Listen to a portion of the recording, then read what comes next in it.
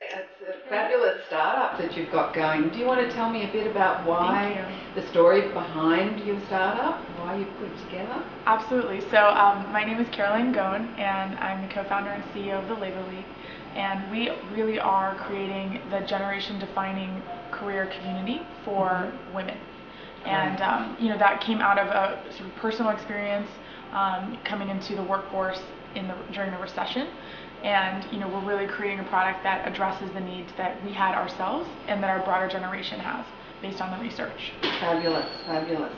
Um, so I led up our investment round, and we actually haven't taken venture funding. We raised an angel round with very carefully chosen investors from the beginning. And one thing that I think really set us apart and worked for us was being very cognizant of the kinds of thought partners that we wanted involved in our round. Oh, great. So up front, before it became about a specific person, right, we sat down and we thought to ourselves, okay, how many investors do we think we would like to involve?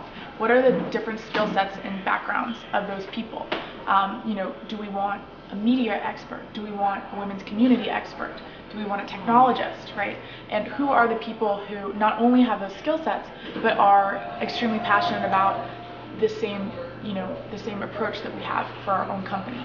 And we reached out to those specific people and we shared our motivations with them, and we were very careful to share our end state vision as well as the ways in which we thought we were going to go there in a very tactical way, so that it's really tough because when you're starting a company, it's chicken and egg, right?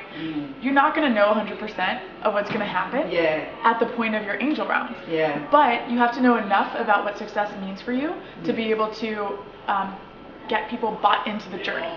So it was sort of a delicate balance of buying people into the broader vision with a tactical way to get there, knowing that, full disclosure, that tactical way is going to shift, right, depending on audience feedback, depending on the circumstances that arise. Right. And it was that journey and that dialogue that I think worked best for us when we were engaging with individual angel investors. That sounds very sane and a fabulous strategy. Thanks. And I think probably will work better for you in the long run as a company. And I was wondering, you obviously led the investing round, but I was wondering how it was for you, Amanda, during that process. Obviously, what part of the startup do you sort of take responsibility for? Definitely. So I'm Amanda Pouchot, and I am our founder, and I oversee our product and content strategy. So aptly titled the Chief Innovation Officer, leading innovation. It's great because one of the really important things about finding a co-founder is making sure you have someone that you can trust.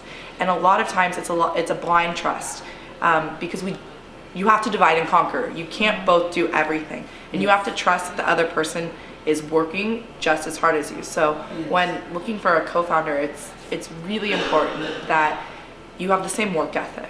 That is the most important thing, and that you're putting your heart and soul into this product, and you're gonna have disagreements. That's how the best things happen, is when you don't agree about something and you come together and you find the best solution. And so my role is really about making sure that we have the best solution to the problems that we're trying to attack. And I think one of the strong parts about both of us is that we attack problems in different ways, but we're very able to work together and come together and create what the best possible solution is. So I'm wondering too, if not the most important piece, as far as, I think that's fabulous, feedback and information about choosing a co-founder. I think it's really important for us to be aware of. But I'm wondering, isn't the most important thing is that you would share the same values? Even more than the work ethic. I think obviously you're both on the same page, and so you've brought your individual talents together, and that's like awesome, because like it's much more powerful than one person can accomplish. But I think even that above the work ethic, would you agree with that? Absolutely. I think that to really function as a team where the whole is greater than the sum of its parts, you have to have that blind trust, as Amanda was saying. And I really believe that that's rooted in values. And we view work ethic as one of the main components of those values. But there are obviously interpersonal values, there are obviously professional values, and all those things together, I think once you match those, I really believe that if you have the will to learn something, you're going to learn it. So a more successful relationship long term is not necessarily a relationship where everybody's skills are diametrically opposed in the most complementary way possible and everything's honky-dory. It's about the mindset, because the evolution of that relationship is going to be dependent on the values of those two people over time. You've obviously thought about this quite a bit. Yes. It's fabulous. It's really great information to share with other women and female entrepreneurs. And I'm wondering, I did hear that you had some fabulous women behind you in your investment rounds. Do you want to briefly share who they are and how that was meeting those mentors? Sure, absolutely. So we were very fortunate that we found real sponsors through our angel round, and I think that was the biggest surprise for us. You don't really come into a round, especially as a first-time entrepreneur, and expect that you're going to find those people you can actually call your mentors, who you can text message with questions, who will video chat you if they're across the world and you need help. And we're very fortunate that we had women like Gina Bianchini, and we had someone like Sheryl Sandberg basically sponsor us and put her name behind us, or someone like Susan Line on the East Coast, or Fran Hauser. I mean,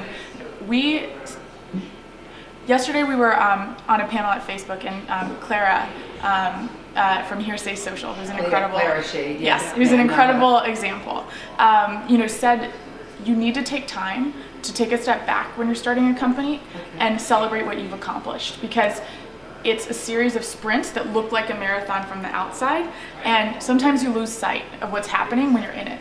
And I really, really feel that way about these incredible women. If I think back to 6 months ago, and when I didn't know any of these people, and how much of an influence they are on my life today, and it's incredible that that's happened. And I really believe that cultivating those relationships, and it goes back to the idea of thought partnership, engaging as thought partners is really the best thing that we can do. Such a key piece. And would you have any advice for women that might be in the same place you were 6 months ago, looking to find that financing and the right thought mentors to work with? Would you have any advice, either of you? Sure, we both have plenty of advice. Yes, lots and lots of advice. I think the most important thing is to really think through your business broadly and to dream big enough. Like that's what we've learned, is you're really only constrained by how big you can dream, and really understand, yes, my dreams are this big, but then identify steps on how to get there and goals, and break it down into phases, or break it down into, okay, we got to get this first and then we can go there. And also testing.